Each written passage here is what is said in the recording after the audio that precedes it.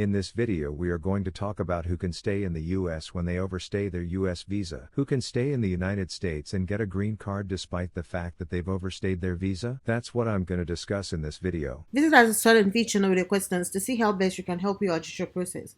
Please don't forget to subscribe if you're new to the channel. Let's get down on it. 9 options for folks to stay here and get their green card without having to go back to a US embassy. The first option is for those of you who are relatives of US citizen. This is a very particular category. You must be what we call in immigration an immediate relative of a US citizen. Immediate relatives are parents of a US citizen, children under 21 and unmarried of a US citizen, and of course the spouse of a US citizen. Secondly, asylum seekers, those of you who have a good asylum case, you have evidence, you have the right facts under our law, you can actually get your green card through the asylum process, and your spouse and minor children can be part of the application process. Those of you who may have gone through something really awful here in the United States, you were a victim of a crime. Crime victims are able to apply for a U visa status, and after obtaining that approval, some years later, they're eligible to adjust their status. And the U visa will tell you there's a waiver that's attached to it. In the event that you have either an immigration violation or criminal history or something like that on your record,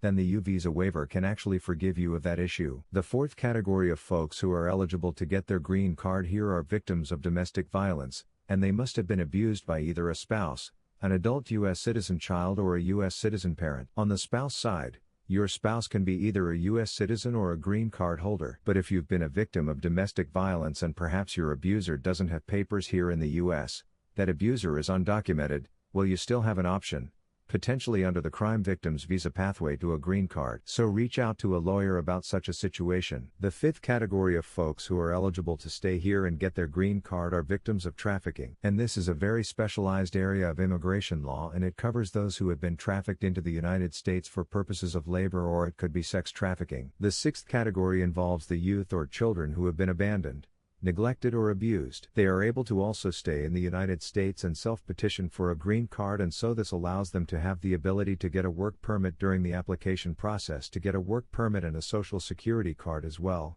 and ultimately once they are approved they can get a green card through this process.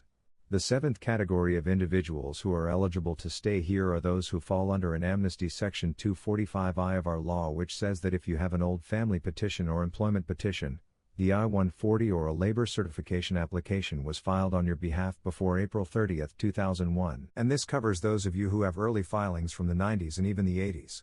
If that's the case, there's a little bit more to it than that. Of course there are more requirements to meet under this amnesty program, but if you meet the criteria, you're able to stay here and get your green card despite the fact that you've overstayed your visa as well.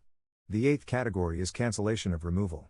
Cancellation of removal is an application process in immigration court only, removal proceedings only, and it allows you to obtain a 10-year green card through the judge.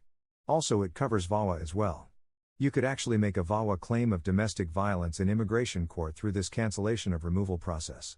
And it's a great way for those of you who are eligible, who have been in the United States for a long time, and who have certain qualifying relatives for this application process, so speak with an immigration attorney about this one as well. The ninth category also involves those of you who are in removal proceedings. You can adjust your status in court through the judge if you're eligible for adjustment of status.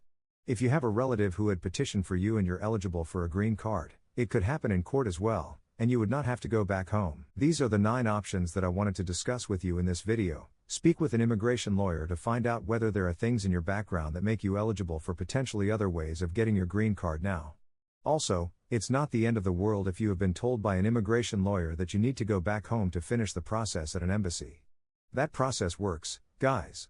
It comes with some degree of risk, obviously, but work with an attorney to weigh those risks and set you up for success to handle all of the issues that need to be handled before you leave the United States, and include in filing the appropriate waiver that you need to file before you leave and what to expect at your embassy interview and afterwards. So, speak with a lawyer about that.